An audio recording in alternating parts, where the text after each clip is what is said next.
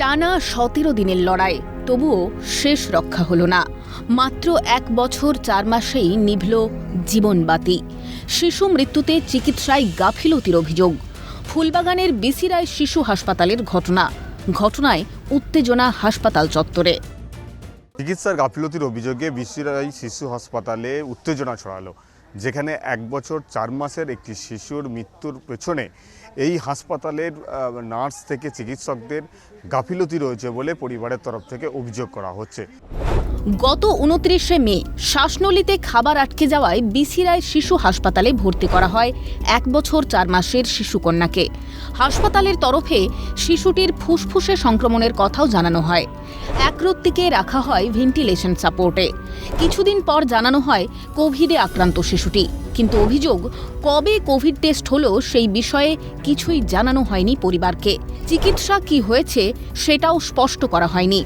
এমনকি হাসপাতালে কর্তব্যরত নার্সরাও ঠিকমতো সহযোগিতা করেননি। এরপর আচমকায় মৃত্যু হয় শিশুটির।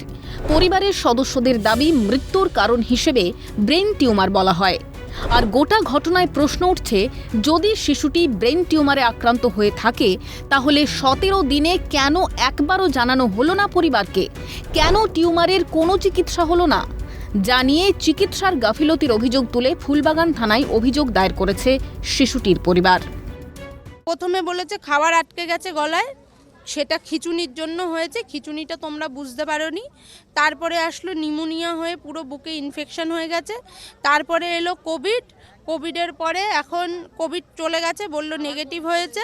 আবার কালকে থেকে বলছে আবার কোভিড চলে এসছে। তারপরে বলছে বাচ্চার তো ব্রেন টিউমার ছিল, এই জন্য বাচ্চাটা এক্সপায়ার করে। তো ব্রেন টিউমার এই 17 দিনের যে জার্নিটা, আমি একদিনও রিপোর্টে দেখলাম না 17 দিনের মধ্যে বলছে যে ব্রেন টিউমার হয়েছে, যার জন্য বাচ্চাটার এই অবস্থা হয়েছে।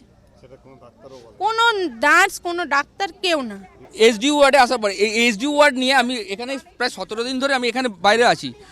যারা এসডি ওয়ার্ডে আছে, প্রত্যেক কটা পেশেন্টের এখানে বাবা মা রয়েছে, তাদের সবাইকে জিজ্ঞেস করুন, সবার এসডি ওয়ার্ড নিয়ে কমপ্লেন যে ওখানে ট্রিটমেন্ট ভালো মতো হয় না। পেশেন্ট ওখানে মানে ভালো পেশেন্টরা গেলেও খারাপ পজিশন হয়ে যাচ্ছে, কেউ মারা যাচ্ছে। আমাকে যখন সাইন করাতেই যাবে যে পেশেন্ট এক্সপায়ার বলে, কার একজন ফোন এলো, একটা ডক্টর ঢুকে গেল রুমের ভেতরে, কথা বলে কি ইশারা করলো, সব ডক্টর ফাইলপত্র নিয়ে ঢুকে গেল। কিছুক্ষণ পরে বেরিয়ে এসে বলছে, তখন সাইন করেনি, কিছুক্ষণ পর বেরিয়ে এসে বলছে আপনার বাচ্চার ব্রেন টিউমার হয়েছিল।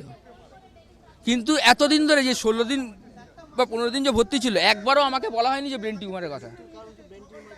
এখন বলছে ব্রেন টিউমার।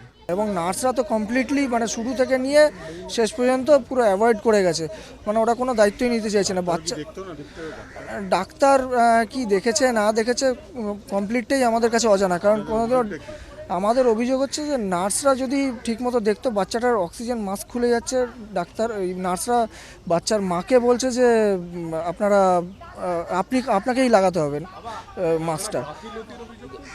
হ্যাঁ, কমপ্লিটলি এটা গাফিলতিই হয়েছে। আপনার থানায় অভিযোগ জানিয়েছেন? হ্যাঁ, আমরা এফআইআর করেছি ফুলবাগান থানায়। চিকিৎসা পরিষেবা যে একদম ভেঙে পড়েছে তা আর বলার অপেক্ষা রাখে না। কখনো প্রসূতি মৃত্যু, কখনো মৃত্যু কোলে ঢলে পড়ছে শিশুরা। বারবার কাঠগড়ায় স্বাস্থ্য। এখন দেখার শিশু মৃত্যুর নেপথ্যে কি কারণ তা সামনে আসে কিনা। যে অভিযোগ ইতিমধ্যে থানায় দায়ের করা হয়েছে, সেই অভিযোগের ভিত্তিতে পুলিশ ঘটনার তদন্ত শুরু করেছে। ক্যামেরায় জনি মণ্ডলের সঙ্গে মফিজুল ইসলাম, ক্যালকাটা নিউজ, কলকাতা।